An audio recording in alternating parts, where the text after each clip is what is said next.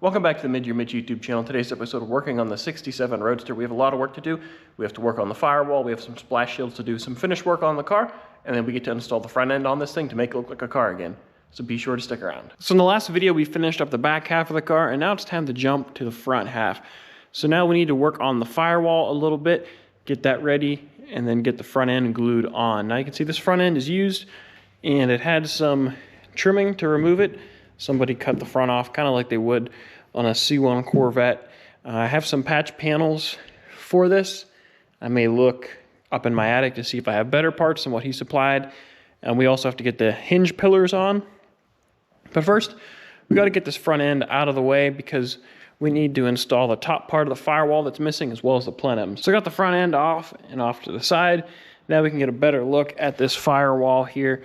So I have this piece just held in place with a little clamp there, and it fits up pretty nice. Now, just like a lot of dynamic stuff, they leave you a little extra material. I don't know if you can see it, but this kind of kicks out at the bottom. That's just some extra flashing from their mold. So we need to remove all of that so that way it'll sit up flat, and then it'll be flat with the firewall. You can see right now it's sitting out just a little bit, and that's just that area there. This plenum fits in here pretty nice, but again, we need to remove this lip so the plenum can actually fit in here properly. So we have some sanding to do. We have to remove the old fiberglass and bonding adhesive.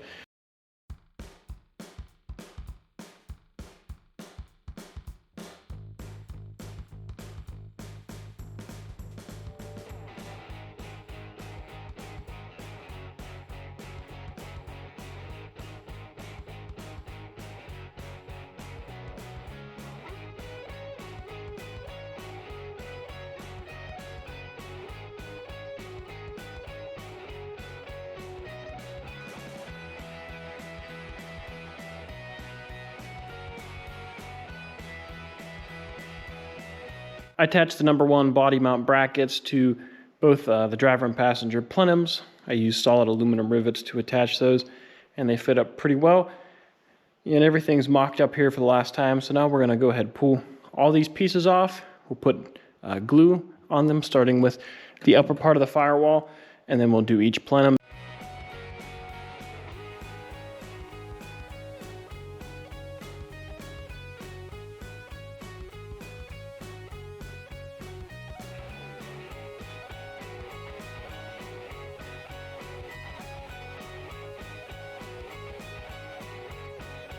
So before we put the front end on, I have to finish up a few things in the back. And under here you can see I have the splash shield glued in place. I did both the driver and passenger. When I did the quarter panel video, I just didn't have time to get that installed.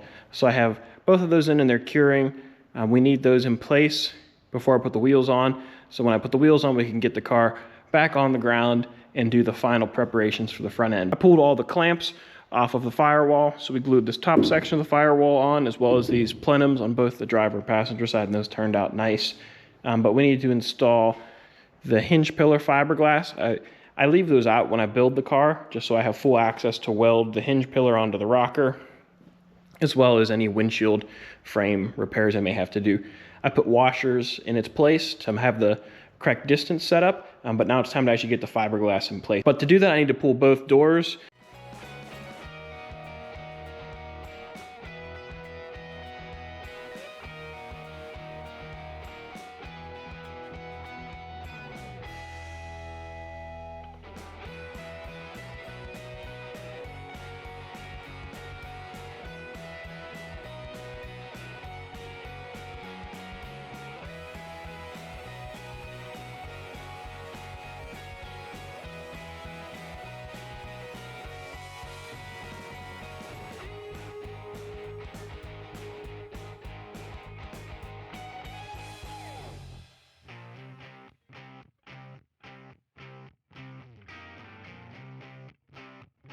So I installed both the driver and passenger fiberglass hinge pillars. I put the door hinges back on and the doors, and the whole goal was to get the doors lined up as good as I can to the quarter panels and the rear of the car, just like I had it before. Whenever I put the doors on, I like to use a little wooden shim.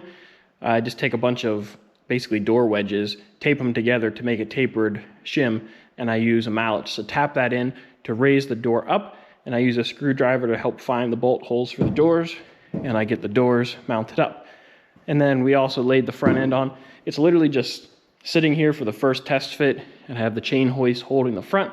That way I can adjust the angle of it to get it to fit the car well. So this one will be a little different because it came off of another car, so somebody previously cut this one to fit doors. So there'll be a little extra finessing to get all this to work, but you can see I have a clamp down here.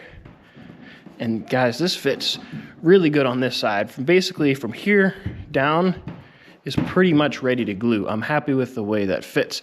Now the top, there is a bunch of glue right here. I didn't bother chipping a lot of it out.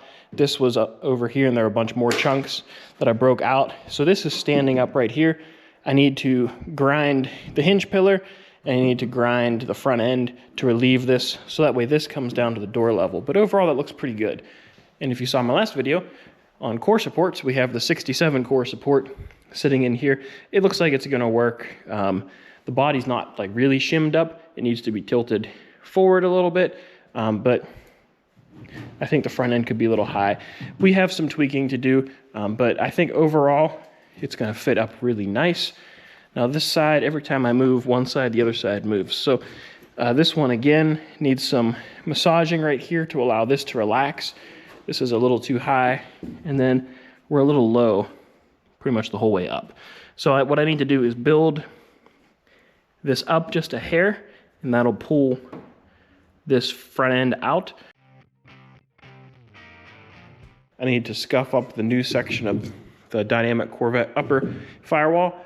And this is a really important thing whenever you're fitting a part that has been on a car before, whether you removed it off of a car to do some birdcage repair, or if you just bought a used piece like this, is whenever you install it, you want to make sure there's no big chunks hanging off here of glue, like this guy right here. This is going to stop it from fitting correctly.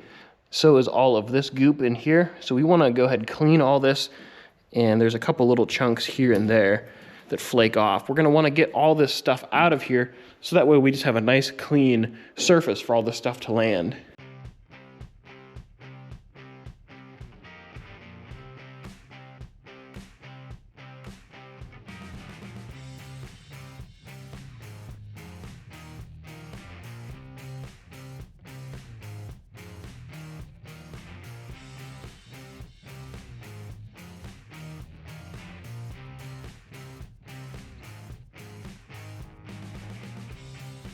So now I have the front end back on for another test fit, and it fits better than it did the first time. We are still having a little bit of an issue where this body line needs to come down a little bit. The same with this body line, and that's because of this area that I was talking about. This front end is a little thicker right here, so we're gonna have to notch the firewall right here, and that'll allow this whole section to slide over, and we only need it to come over like a 1/16 of an inch or so. It's all these little tweaks that make a big difference. So once that slides over, this body line will line up. I also need to add a little material. You can see that the front end is under the door, so we're gonna have to just put a little skim coat in here. Right here looks good, and then I think up here will be fine once this actually goes to where it needs to go. And the same is pretty much true on the other side, so I'm gonna go ahead and play around with that a little bit, and then we'll see what it looks like. Hopefully it'll be ready to glue that time.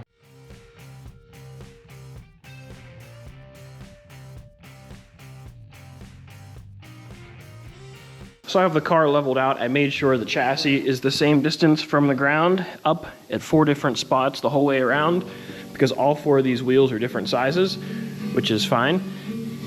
So after we had that set, I made sure our body line was continuous the whole way across. I had to open up the bottom of this gap a little bit so I could shift the front end back, because this was on another car. But you can see we have a good gap, and it's nice and flat the whole way across here. And I put some Sharpie marks on our fiberglass here, so I know I need to glue from here back. Then this side also looks good. I marked it, and we have a nice gap. This one's gonna need a little bit of fiberglass repair, but the owner said that he'll take care of all of that.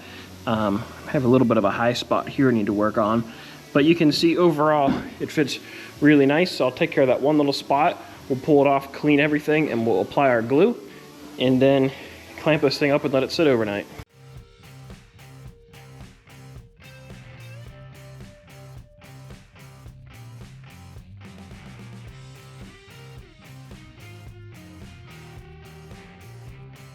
So we have the front end glued on, and all the gaps look really nice. I've already opened the doors up and kind of cleaned off some of the glue, but I closed them just to show you the panel fit, and we'll let the front end dry with the doors open so we don't glue them shut. But you can see we have a nice gap along here. The panels fit up nice and tight, and it's actually convenient having the front end cut off here because I can get clamps in here to help those body lines fit up good. So only took a few clamps per side, but it looks really good. Yeah, this side looks good too, so it's gonna need a little bit of repair. He said he'll take care of that. He's more than capable of doing all that stuff, so this will turn out good, but this is where we're gonna wrap it up here.